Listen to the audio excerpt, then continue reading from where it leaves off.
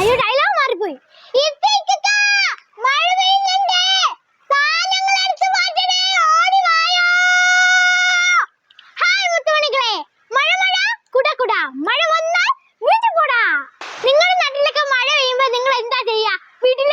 പക്ഷെ ഈ നാട്ടില് മഴ പെയ്ത വെള്ളിയിലേക്ക് വരും. കാരണം രണ്ടിടത്തും ഒരേപോലെ തന്നെ. വാ കാണിച്ചു തരാം. ഞാൻ എന്തൊക്കെ എടുക്ക ദൈവമേ.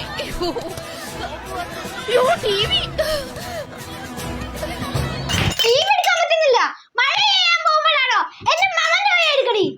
ഇതാ നോക്കി, സ്വിമ്മിംഗ് പൂള് പോലെ കിടക്കണത് കണ്ടോ? അതെനിക്ക് പരിപാടിക്ക് കിട്ടിയ മൊമന്റോസ് ആണ്.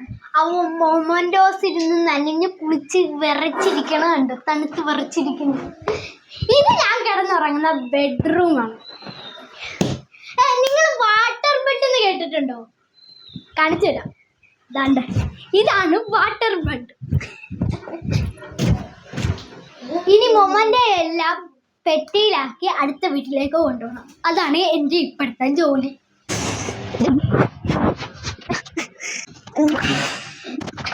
ഇതെല്ലാം സ്കൂളിൽ നിന്ന് കിട്ടിയതാണ് കേട്ടോ.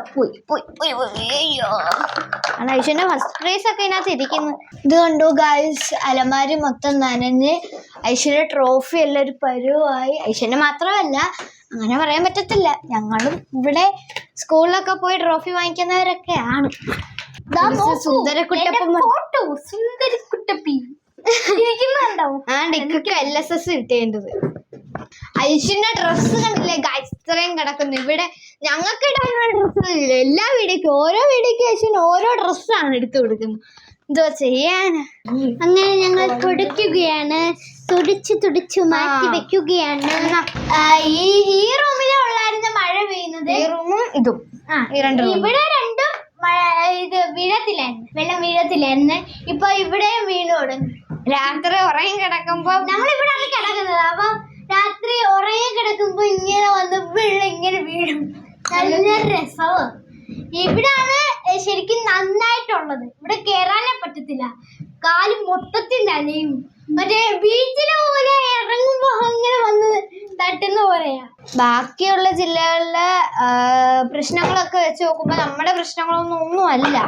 സത്യം പറഞ്ഞ ഈ മഴ എന്ന് പറഞ്ഞ ഭയങ്കര പേടിയാണ്. മഴയെന്ന് കേൾക്കുമ്പോഴേ പേടി. എന്ന് വെച്ചാല് ഈ എന്തുവാ ബാക്കിയുള്ള ഈ ഉരുൾപൊട്ടലും അതൊക്കെ ഓർക്കുമ്പോ തന്നെ പേടിയാണ്.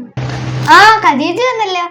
ഇക്കൊക്കെ ഇങ്ങോട്ടോ കടയിലോട്ട് എങ്ങാണ്ട് ഇറങ്ങിപ്പോയി. അപ്പൊ കിക്കാക്ക് പകരം ഖദീജ വന്നു. വാ, ഖദീജ ഞങ്ങളുടെ കസിനാണ് അല്ലേ? എന്നാ പിടിച്ചോ. ഒരു വെറുതെ ഇരിക്കണ്ട, തുടച്ച ഞങ്ങളുടെ വീട്ടിൽ. അതായത് ഈ കഴിഞ്ഞ കൊല്ലങ്ങളിൽ നടക്കുന്ന ഈ ഉരുൾപൊട്ടലും വെള്ളപ്പൊക്കവും അതൊക്കെ ഇങ്ങനെ ഓർക്കുമ്പം എന്തൊരു വിഷമം പോലെ. എല്ലാത്തിൽ നിന്നും പഠിച്ചാൽ നമ്മളെ കാക്കട്ടെ, നമുക്ക് പ്രാർത്ഥിക്കാം. നമ്മളെ എല്ലാവരെയും കാക്കട്ടെ. പിന്നെ ഈ വീഡിയോ കണ്ടിട്ട് നിങ്ങളാരും എന്തുവാ കമന്റ് ഇടണ്ട. അതന്നെ, വീഡിയോ വെച്ച് കൊടുക്കണം, അങ്ങനെ ഒന്നും കമന്റ് ഇടണ്ട. ഞാൻ സ്വന്തമായിട്ട് അധ്വാനിച്ച് എന്റെ പൈസ കൊണ്ട് ഞാൻ വീട് വെക്കും. എന്നിട്ട് നിങ്ങളെ പലയച്ചിനും വിളിക്കും. സഹതാപം വേണ്ടല്ലേ? പക്ഷെ നിങ്ങളുടെ സപ്പോർട്ടും പ്രാർത്ഥനയും എന്തായാലും വേണം.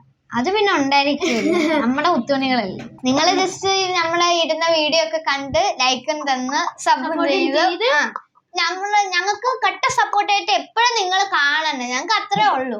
ഇന്നേറ്റം പറഞ്ഞ പോലെ ഞാൻ എന്റെ സ്വന്തം കാറിൽ വരും. അഹങ്കാരം കൊണ്ട് പറയല്ലേടാ മോനെ. മോനെ ഇപ്പം വീട് പണി നടന്നുകൊണ്ടിരിക്കുകയാണ്. സമയം പോലെ അതിന്റെയൊക്കെ വീഡിയോ ഞാൻ ഉറപ്പായിട്ടും ഇടും. നിങ്ങൾ എല്ലാവരെയും ഞാൻ ഹൗസ് വാമിങ്ങിന് എന്തായാലും വിളിക്കും. ഓക്കെ, നിങ്ങളെല്ലാരും വന്നിരിക്കണം.